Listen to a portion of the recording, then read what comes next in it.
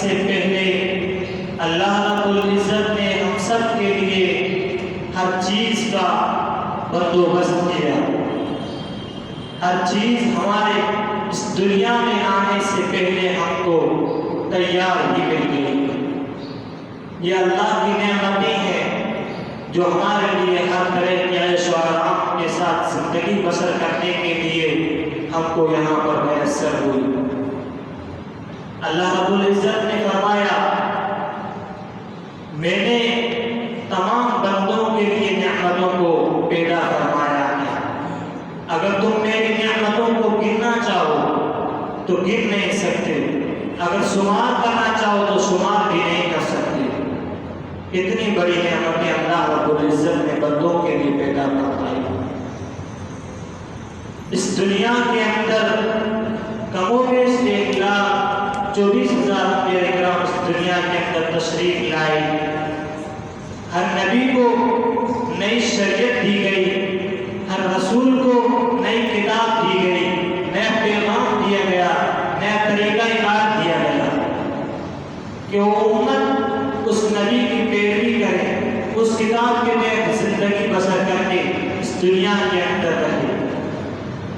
نہ جانے اللہ رب العزت نے بے شمار انبیاء کرام اس دنیا کے اندر بھیجے، ہر ایک کو نیا ڈھنگ، نیا طریقہ، نیا طریقہ کار دیا.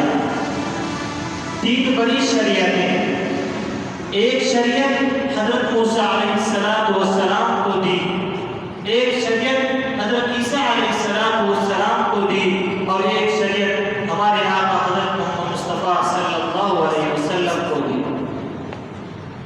ان شریعتوں کو کیا کہتے ہیں اور ان کے ماننے والے لوگوں کو کیا کہتے ہیں؟ حضرت موسیٰ علیہ السلام کو ایک شریعت دی گئی، اس شریعت کا نام کتابوں میں بتلایا گیا ہے، ان کو ایک شریعت حسنہ دیا گیا. اور حضرت عیسیٰ علیہ السلام کو ایک شریعت دی گئی، اس شریعت کا نام شریعت کریمہ کہا جاتا ہے.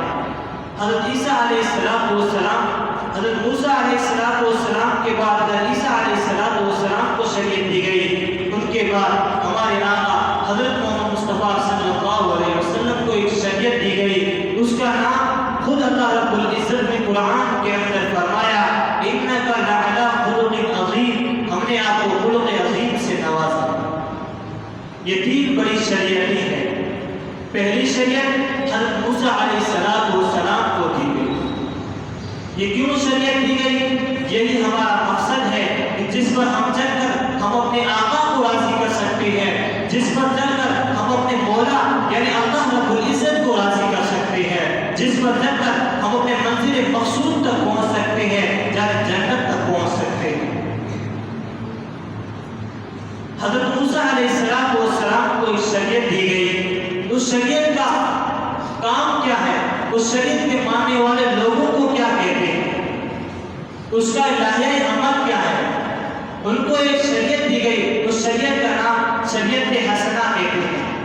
حضرت موسیٰ علیہ السلام سے اللہ رب العزت نے فرمایا کہ موسیٰ اپنے قوم کو آگاہ کر دینا، اپنے قوم سے کہہ دیجئے کہ دنیا کے اندر ظلم ذرہ برابر بھی نہ ہو، ظلم ذرہ برابر بھی نہ ہو. جو تمہارے ساتھ جیسا معاملہ کرے تم ان کے ساتھ بھی ویسا ہی معاملہ کرو. برابری کا حکم دیا تھا حضرت موسیٰ علیہ السلام کو کہ اگر تم کو ایک مرتبہ کوئی گالی دے تم بھی اس کے بدلے میں ایک ہی مرتبہ گالی دینا. اگر تم کو ایک مرتبہ کوئی برا بھلا کرے تم بھی ان کو ایک مرتبہ برا بھلا کہنا. یعنی ظلم نہیں، ذاتی نہیں، جو تمہارے ساتھ جیسا معاملہ کرے تم بھی ان کے ساتھ ویسا ہی معاملہ کرنا. زمانہ اور آگے بڑھا. حضرت عیسیٰ علیہ السلام اس دنیا کے اندر تشریف لائے. ان کو ایک قوم دی گئی، ان کو ایک جماعت دی گئی، جس جماعت نے حضرت عیسیٰ علیہ السلام کی پیروی کی، جس جماعت نے حضرت عیسیٰ علیہ السلام کی پیروی کی، اس کو ایک شریعت دی گئی. حضرت عیسیٰ علیہ السلام سے اللہ رب العزت نے فرمایا کہ عیسیٰ اپنے قوم سے آگاہ کر دینا، اپنے قوم کو کہہ دیجئے کہ دنیا کے اندر ظلم تو ذرہ برابر بھی نہ ہو. ظلم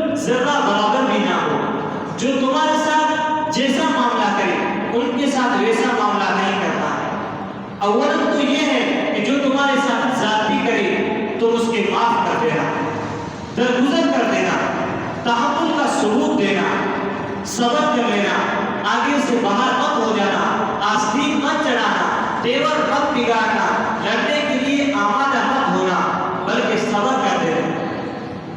یہ حضرت عیسیٰ علیہ السلام کو شریعت دی گئی۔ ان کے ماننے والے لوگوں کو عیسائی کہا جاتا ہے۔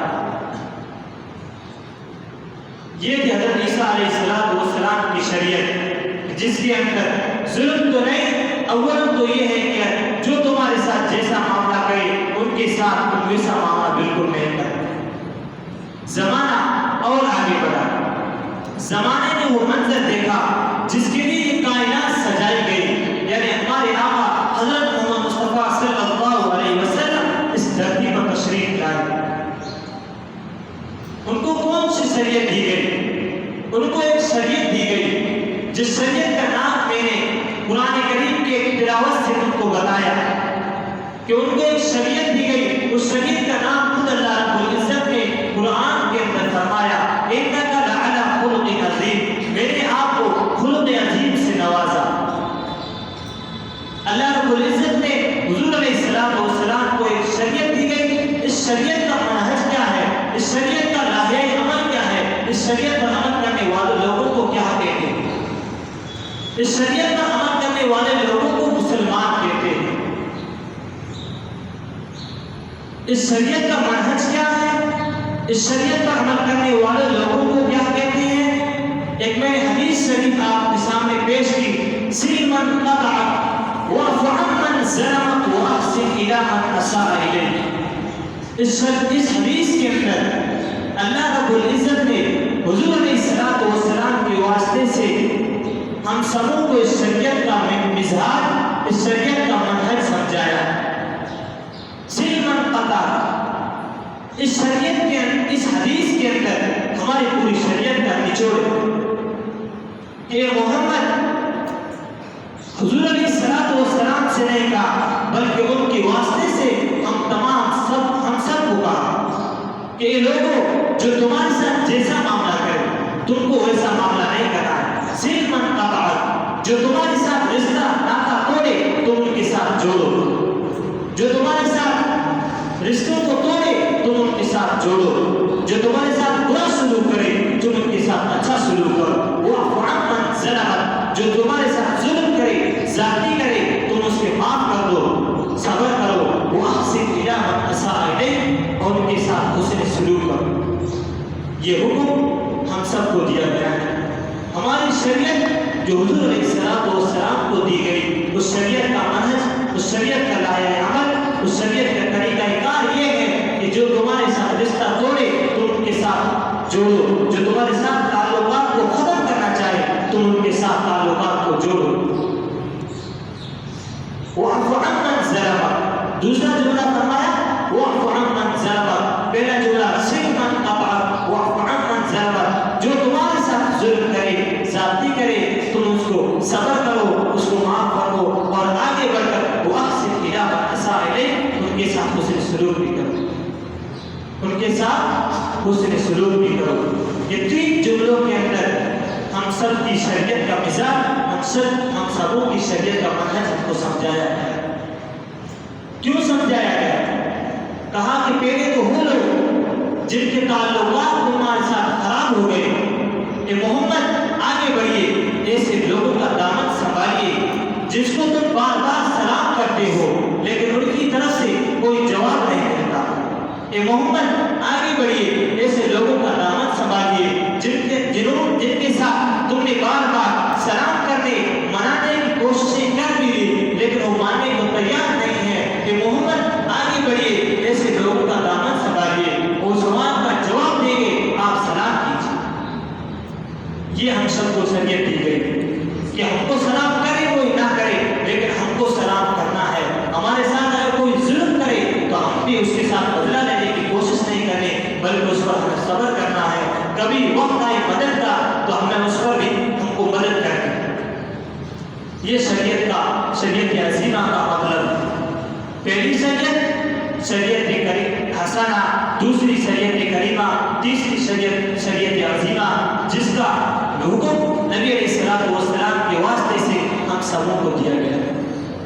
یہ 3 بڑی شریعت ہے۔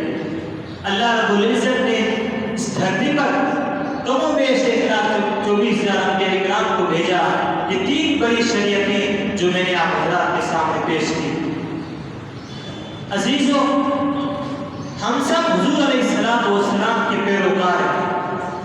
اس کی زندگی کو اپنی زندگی کے اندر لانے کی ہم کو کوشش کرنا ہے۔ جس طریقے سے انہوں نے ہم کو حکم دیا ہے اور اسی طریقے کے ساتھ ہم کو زندگی اس دنیا کے اندر گزارنا ہے۔ ہماری زندگی کس طریقے سے گزرتی ہے ہم کو یہ سوچنا چاہیے۔ آج ہماری زندگی اس طریقے سے گزرتی ہے کہ ہمیں پتہ ہی نہیں چلتا کہ ہم مسلمان ہیں۔ نام کے تو مسلمان ہیں، ہمارے زندگیوں کے اندر ایک نبی علیہ السلام کی سنت تک بھی نہیں پائی جاتی۔ ہمارے چہروں پر سنت کے مطابق داڑھی بھی تھے اور سروں پر ہمارے ٹوپی بھی تھے۔ کیسے ہم اپنے آپ کو مسلمان کہتے ہیں؟ بلکہ یہ 3 شریعتوں کا نچوڑ تھا حضرات کے سامنے۔ آج ایک نیا سال شروع ہو چکا ہے، ہمارا زندگی کا ایک نیا سال شروع ہوا ہے۔ ہم مسلمانوں کا سال نہ جنوری سے شروع ہوتا ہے، نہ نومبر دسمبر جا کر ختم ہوتا ہے، بلکہ اسلامی سال محرم سے شروع ہوتا ہے اور ذی الحجہ پر جا کر ختم ہوتا ہے۔ تو ہمیں آج غور و فکر کرنا چاہیے کہ آج ہم زندگی کے اعتبار سے بڑے نہیں ہوتے جا رہے ہیں، بلکہ ایک نئے سال سے ایک ہماری زندگی کا ایک سال مکمل ہو چکا ہے۔ سالوں کے اعتبار سے اور دنوں کے اعتبار سے ایک دن ہم چھوٹے ہوتے جا رہے ہیں، اور ایک ہفتے کے ایک مہینے کے اعتبار سے ایک مہینہ ہم دنیا کے اعتبار سے چھوٹے ہوتے جا رہے ہیں۔ اسی طریقے سے ہم قبر سے ایک سال اور قریب ہوتے جا رہے ہیں۔ ایک سال گزرا تو ہمیں اور قبر سے ایک سال قریب ہوئے، اور ایک مہینہ گزرا اور اسی طریقے سے ہم ایک مہینہ قبر سے قریب ہوئے۔ ایک دن گزرا، اسی طرح ہم ایک دن بھی قبر سے قریب ہوئے۔ تو ہماری زندگی ہم کو کس طرح سے اعتبار سے گزارنی چاہیے؟ ان تمام چیزوں کو ہم کو سامنے رکھ کر زندگی گزارنے کی کوشش کرنی چاہیے کہ ہم زندگی گزار کس طرح سے پر ہیں، ہم کو کس چیزوں کا حکم دیا گیا ہے، ہمیں کن کاموں کا کرنے کا حکم دیا گیا ہے اور کن کاموں کو چھوڑنے کا حکم دیا گیا ہے۔ یہ زندگی ہم اچھے کاموں میں گزار کر بھی گزر سکتی ہے، برے کاموں سے گزاریں گے تو بھی گزر سکتی ہے۔ اس لیے میرے عزیزو، آج کی اس بات سے آپ کو یہ پیغام دینا چاہتا ہوں کہ ہماری زندگی مختصر سی زندگی ہے۔ اکثر اس وقت عمر اگر دیکھی جائے تو آخری عمر 60-70 سال کی زندگی ہے۔ اگر ہم اس زندگی میں ہمارے آقا اور حضور صلی اللہ علیہ وسلم اور اللہ رب العزت کو راضی کر کر زندگی گزار کے چلے جائیں گے تو ہماری آگے والی جو لامحدود زندگی ہے اس میں ہمیں کامرانی اور کامیابی میسر آئے گی۔